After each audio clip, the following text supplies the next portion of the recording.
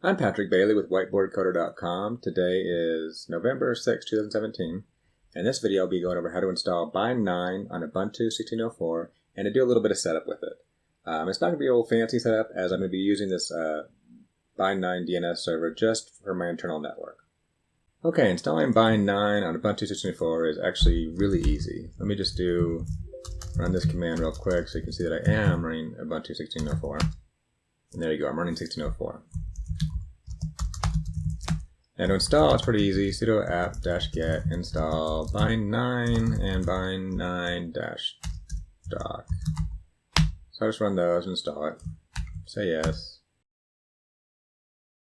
Okay, there we go, we're installed. Now the next thing I want to do, and you don't have to do this if you don't want to, is I want to fix the logging. Because out of the box, bind9 will use syslog, and it will log to, let's see, it'll log to varlog syslog. And the syslog actually has a bunch of other stuff going there too, so I don't mind it logging there, but I also want to have it log somewhere else so that I can control it and see it much easier without filtering and all that fun stuff. Now I could edit and tweak the syslog and do that, but I do not want to do that in this case. So what I'm going to do is go to etc, edit the file, etc bind name.conf. And what I want to do is add the following line here. Include etc bind name.conf.log. And that's just basically saying, hey, here's another file you need to add when it's a configuration file, or add another configuration file. So we'll save that. And the next thing I want to do is actually open and edit that file. So, well, create the file really. Etc bind name.conf.log. Boom. And here I'm going to cut and paste. I don't mess this up, but I'll go through it real quick. Boom. Let me exit and open it again. Oh, no, I haven't. Okay, so here it's going to say logging, channel bind_log, and it's going to say, okay, what I want you to do is actually log to this one, and here's the version 3 and size 5 megs, I guess. So go in there, and severity is info in my case because I want all the information. And this is just typical stuff that you would put in there. Category, yes. Print severity, yes. Print time, yes. The category default is using bind log, so it's going to appear in using this guy. Update, security, Okay, so it's pretty simple, very generic. So this is a very generic setup, but it's going to send all the logging to this log file. Anything that's info, severity info or higher. So let me save that. And the next thing I need to do is make the directory. Make the var log bind directory. And then I need to change the owner to bind, let's see, root var log bind. Okay, so now it owns it. I need to change the file to this. Sudo change mod 755 var log bind. Okay, so now it should be good to go to log to that folder. Now also I noticed this, I had some issues with AppArmor. So AppArmor has some settings where it won't allow it to write to this file, this folder, because it has other settings. So we need to go edit an AppArmor setting. So we do sudo vi etc appArmor.d user sbin named. So it has a file just for bind9 basically. So we go in here and let me do a search. Varlog. There we go. Line 49. So it would have worked if I had made the folder varlog named, but even though named is traditional and what it is, I don't think the next time I go on this box, which could be months or weeks, months, maybe even a year, I'll forget named, but I won't forget bind. So what I really want to do is copy these. I'm going to comment out the old ones. And I want the same thing, but I want bind. And that will allow it to read and write from that folder. Yeah. I mean, named works, but I just don't think named. Okay. And then let's restart it. So sudo system control restart. Oh, we got to restart AppArmor, sorry. So restart AppArmor. And then restart, well, I could have restarted Bind9. So restart Bind9. And let me see the status of Bind9. Hopefully I didn't do any typos in there. Okay, it's active and running. Life looks good. And then let me see. Okay, now the next step, now that we have a log file, let's see if I can, there we are. And there we go, we have a log file and it's working. The next step, now that we have log files, we need to rotate them. So let me create that. Let me create a log rotate. Rotate.d, and I will call it bind. And this one, I'll do a little bit of cutting and pasting here.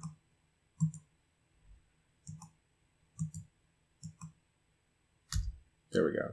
So here is the file to rotate. Since I don't get in here that often, I'm going to keep, I'm going to rotate 90 days worth, so it'll keep 90 days. And I'm going to say rotate it daily. And here I'm going to add an extension to it, which is the date format. So it'll add the date format on the end. If it's missing, it's okay. When you create it, create 644 bind. If I delay the compression, that means you'll have today's, and you'll have yesterday's won't be compressed, but the third day will be compressed. And that's fine by me. Not if empty. And in this case, post-rotate, I want it to reload bind, not restart. Reload will, if there's a failure if there's something wrong with the configuration files, it won't restart. It'll kind of keep the old one.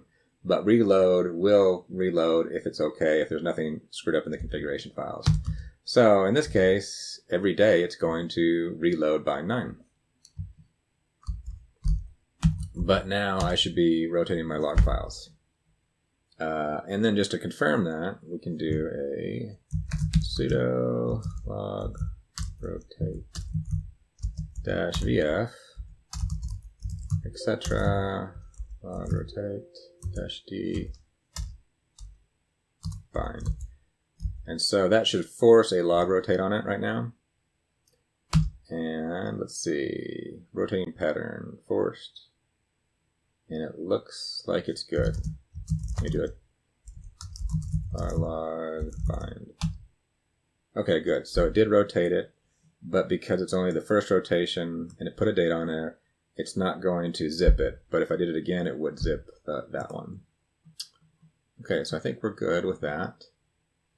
Okay, now it's time to edit the configuration. So let me do, now back to bind, etc. bind named.conf.options. Okay, so what did I do? I just deleted this whole thing, didn't I? Yeah, I'm just gonna delete this whole thing. And this is just some cutting and pasting.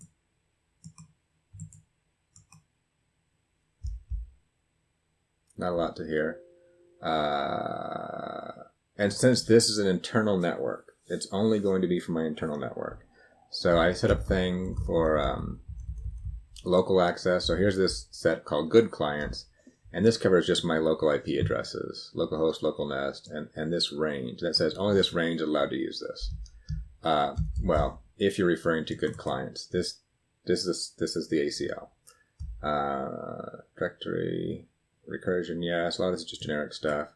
And this will allow query, good clients. This will only allow queries to this DNS server from IPs in this range, which are just my IPs. It's only internal network.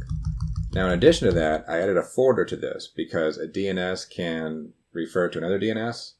So I'm going to be authoritative for certain domain names, but not for all the domain names in the universe. And so anything that I don't know about, that I don't claim to be authoritative for, I'm going to forward over to another DNS, an external one.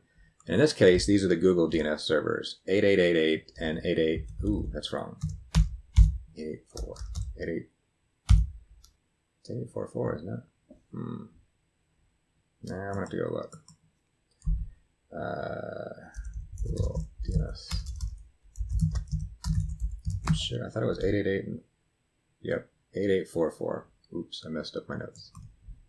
Okay, so glad I got that.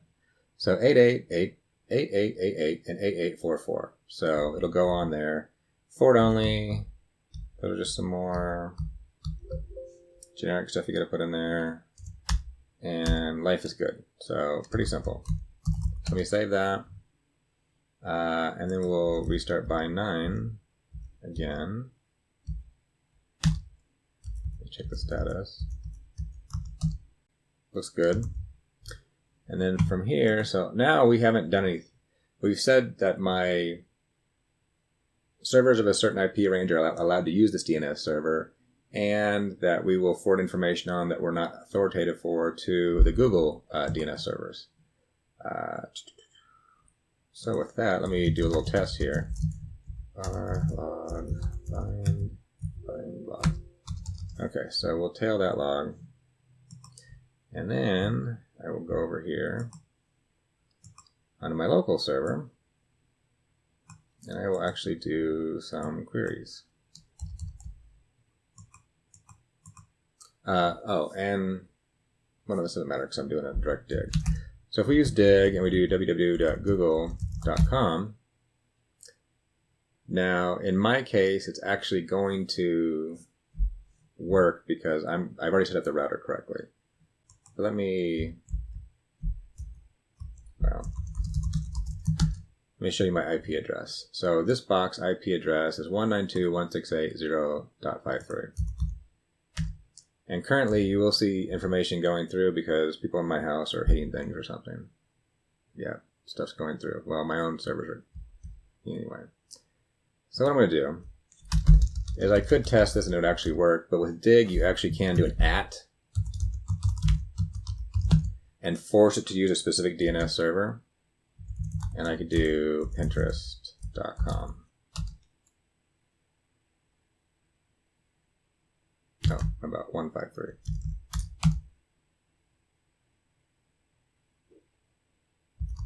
How about I put a 0? 0 dot. There we go. And I'll do a short because that's just too long. Okay, so you can see here, I can hit it, and you can see it's actually hitting my DNS server. So I just wanted to prove the DNS server is working, it's forwarding information on, and it's working up to this point. So next thing I'm going to do is start adding my own domain names to be authoritative for. Okay, let me set up some zones for some domains that I want to be authoritative for. Now, I could do things like override Google or .com or things like that locally if I wanted to, but I don't need to do that. I just want to override some stuff so I can route some servers. So I'm not going to show you my real internal setup, but I'm going to set up just some examples. So I happen to own 10x13 and whiteboardcoder.com, so I'm going to use those as examples. So what I'm going to do is sudo vi etc. bind name.com.local. I'm going to edit this file. So I'm going to open this file, and I'm going to place the following in it. Well, right now it's all empty, so I'll just delete the whole thing. So I'll do a copy paste here. Some information I got.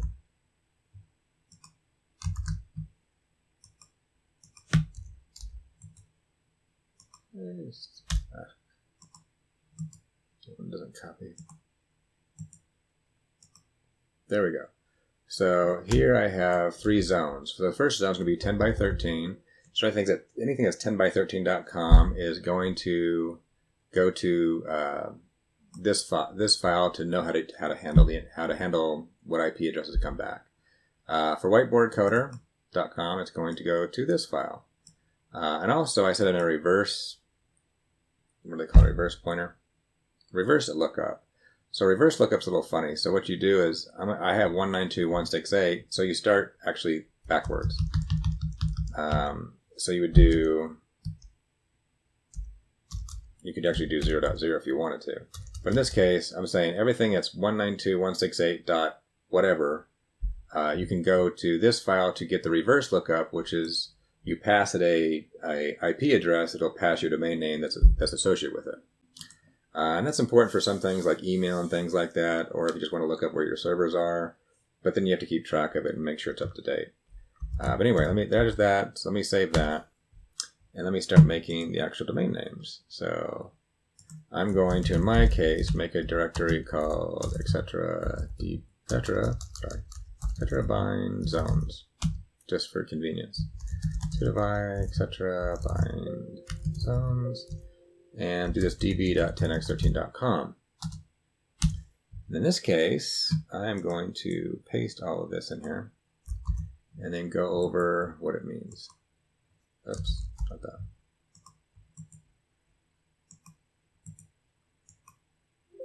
Yes.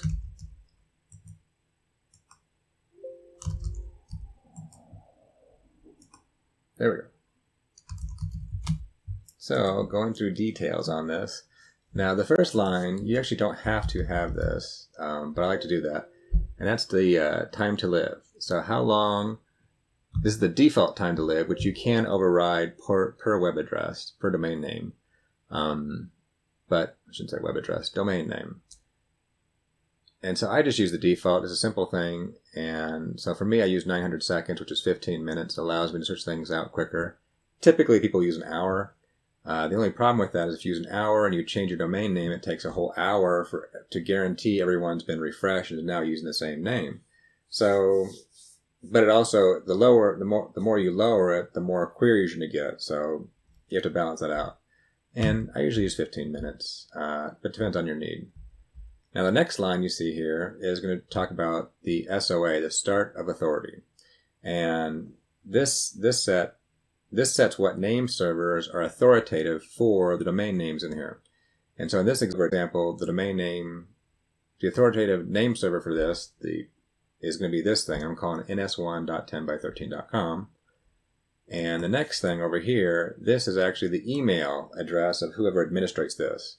And so you'd have to think of putting an @ symbol in here. Even though there's a dot in there, it would be admin@10by13.com is how you'd email it. But you would put whatever email you want in there. In my case, it's internal network. No one cares. Okay, and then all the other lines here. So we got serial number. Now this is something that I haven't fiddled with much because I don't do much DNS stuff on a day-to-day basis. But from my understanding, this is kind of a version number.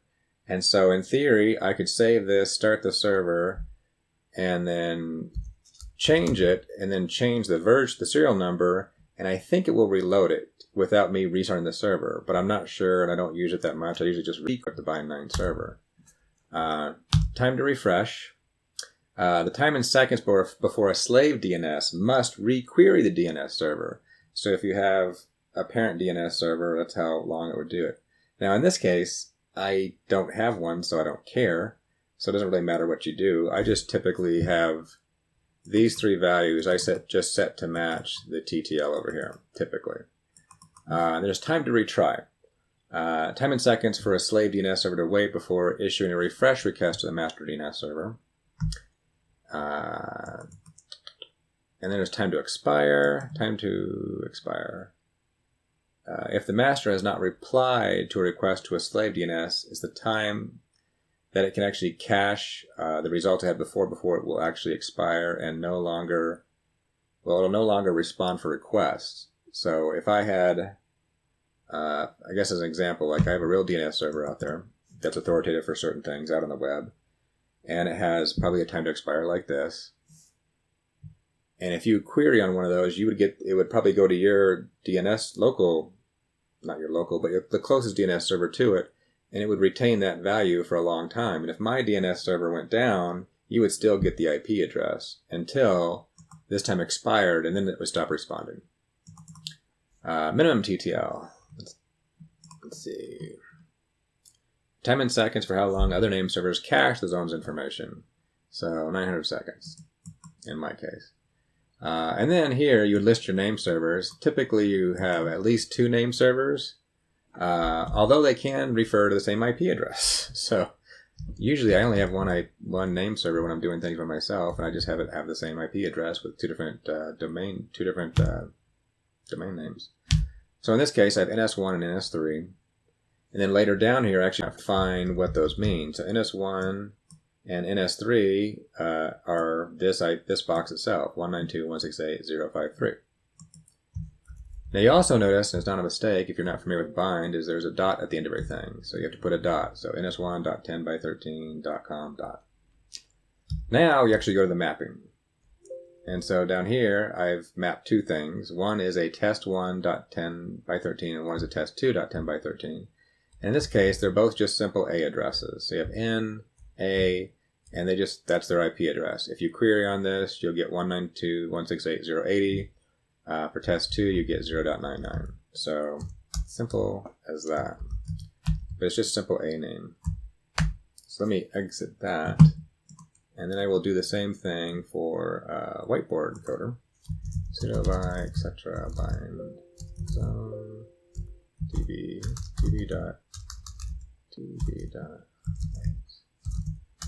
whiteboard.coder.com. And I'll do a copy and paste again.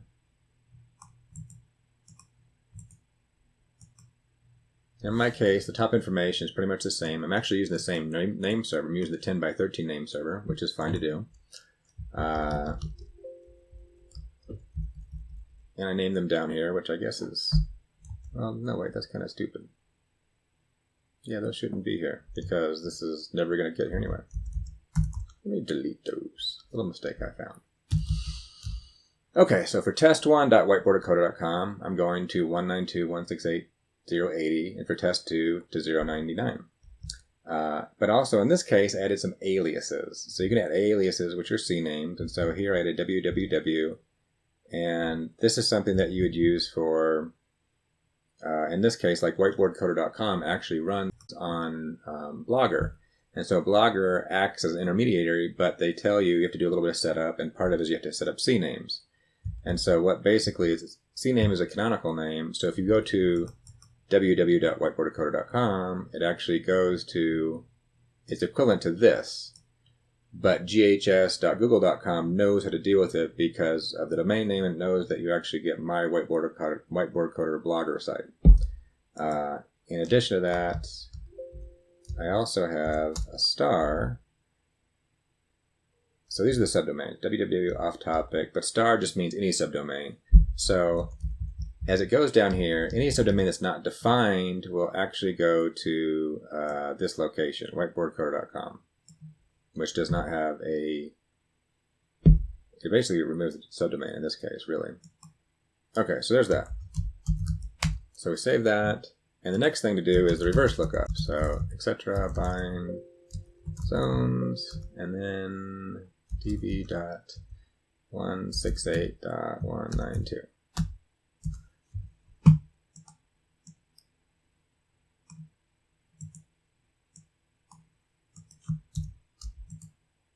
Let me paste this in. And a lot of this is very familiar. You have the name servers, you have the serial numbers, which I put a 1, 2 there for some reason. Not that it matters. Name server. And then down here, basically you do kind of a reverse. So, and actually it is in reverse. So it's hard for me to think about how you do this. So this, if you wanted to 192.168.0.153, you actually have to reverse that, because this is actually authoritative for this subdomain. So you actually take this part and reverse it. So you do 153.0. I know it's a little confusing, but it's old school. So in this case, 1530 is in pointer ns1 nycexample.com.